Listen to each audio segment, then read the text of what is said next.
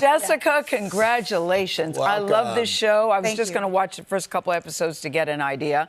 I watched the whole thing, so I have to be very careful not to give anything away, especially with your character. No spoilers. I know. No spoilers. Yeah, she'll come over and bitch slap me if I say so. I can't. I would never lay a single hand to you in my lifetime. I couldn't dream of a bee slap to you. That's an actual insane thing. I like how Jessica's like bee slap, but Gayle full I on. would never. I'm like, it's morning, Gayle. We can't. I'm never up this early. We say that all the time. She's saying bee slap this. You know what I mean? Mouth. Oh my but God. Jessica, this is the thing. Your character has so much range. Number one, we got to see that there. Yeah. But I mean, she's so blunt. She's so vulnerable. She's so kind.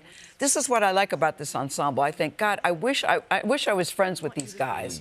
Because you see therapists that are also having issues. That's right.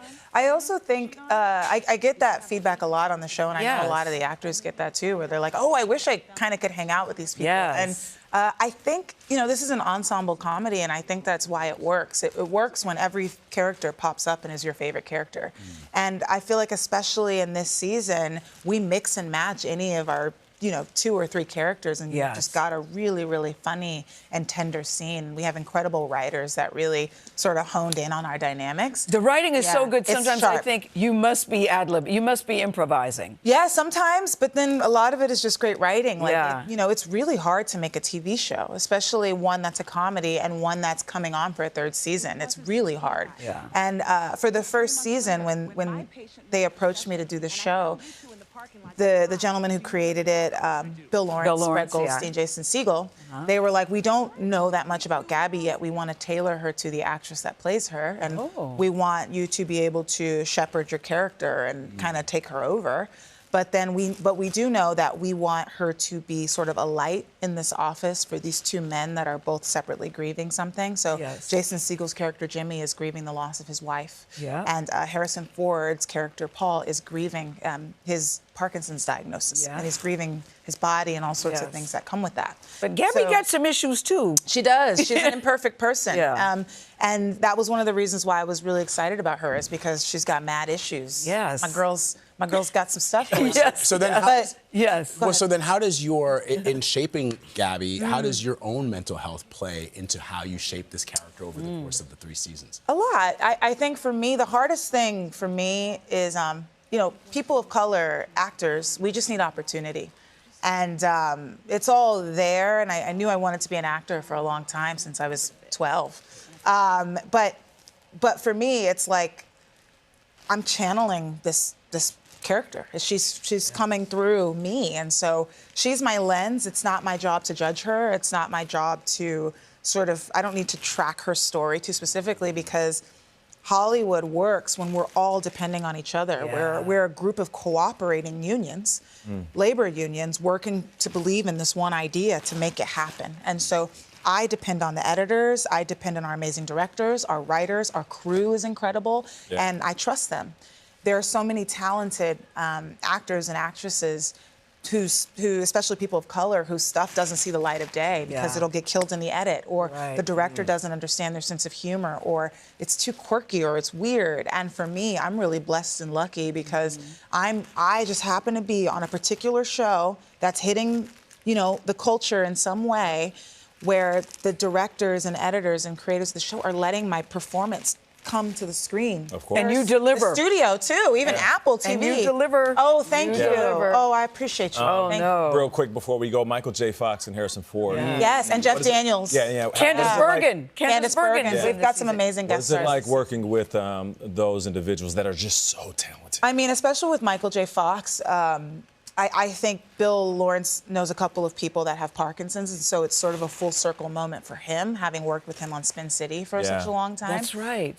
Those were days where I kind of stayed after I was done working for the day and just watched, just to witness, these 2 incredible actors work. And he's incredible. Michael J. Fox is amazing on the show. He really is. Yes. He's so funny and sharp, and he just knows what he's doing. He's a legend. And so I'm just so blessed that in my career, I'm able to witness that. And every day is a learning experience. And they are blessed to work with you. I was going to say that Seriously. Okay, but and your friendship with Harrison Ford, off screen. On and off, we love. He's nice and crazy. I love him. Yeah. The best. Thank you so much. Thank you. Love it. Thank you. I love her clothes, too. Yeah. That's like a Christopher John Rogers right there. It is, and you know it. I want that dress. Yes, Jessica, yes. Congratulations.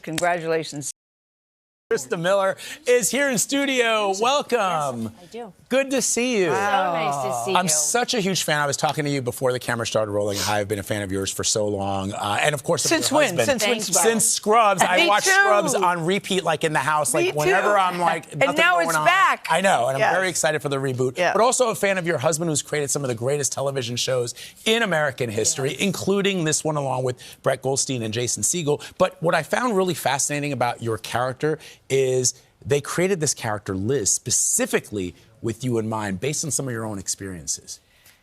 Based on some of my own experiences, but then it's turned out that Liz, like, because Brett had started, they both wrote it with me in mind, but then I'm actually nothing like Liz. I am Wait, what? I am the opposite of Liz. When I get those scripts, I go, now, how do I solve this puzzle on the weekend of how to make her likable? And the writer, I had one lucky break in the second episode of the first season. I had a throwaway line, and it just hit me in a certain way with Jessica Williams, and I got very vulnerable. It brought up something for me, and I went with it, and they used that, and all the writers went, that's it. And then in my head, I went, that's the key. There to Liz. she is. She's vulnerable and wants to have friends. But I love all the storylines in Shrinking. You know, it's based on a group of psychiatrists, and one of the main character, Harrison Ford. Well, they're all main characters.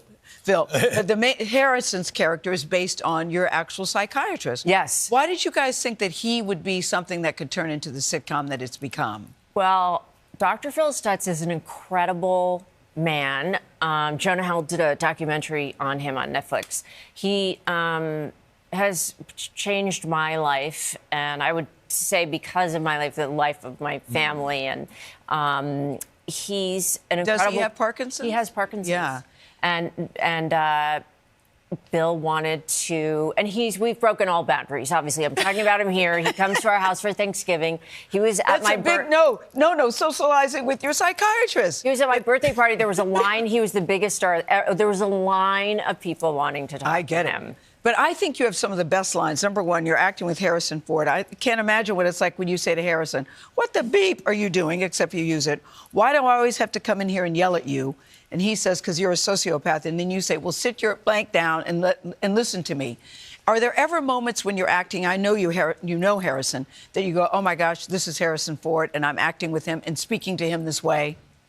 Yes. I mean, he makes it so that you don't. But I will say, we were doing a scene on a bench that was this long scene, and I was vulnerable. And Harrison's someone that you can, I do a lot of prep, but then I throw it away. And you could just look in his eyes, and you're just good. You're going to be a good actor, just naturally. And I was doing the scene, and Bill happened to be on set. And he said, we did the rehearsal. He goes, Christa, did you forget how to act? I go, what? He goes, you can't just stare into his eyes for 5 minutes. And Harrison's like, why not? Look at me. Yeah. Of course she wants to look at me. My eyes are nice. And Bill's like, you'd look away. You'd look. I was like, another key is the music. Well, so I'm a huge fan of the music of the show, as I was during Scrubs, because you introduced, during Scrubs, one of my favorite songs from my favorite bands of my high school year, the Buzzcocks, Ever Fallen in Love, used in one of the greatest scenes. The Buzzcocks. Yes. The Buzzcocks, yes. Nice. Right? Pull. Right? You like that? That is a nice pull and cool. I thought you were going to say glad. something totally different, and you just went up. And so you're responsible for also helping with the music. I'm the music supervisor. You're the music So supervisor. good. How do you decide? The music is always so pitch perfect, too. Thank you. I go down wormholes. I amass playlists. Like, I'm in Liz and know the characters more, I think, than any other character on the show, because 4 months before I'm prepping for the music. Yep. And then while I'm shooting, I'm thinking of the music, for the show. And then I have to be in editing. The 3 months Christa, after. well done, you. Yes, The show is so congratulations. good. The show is amazing.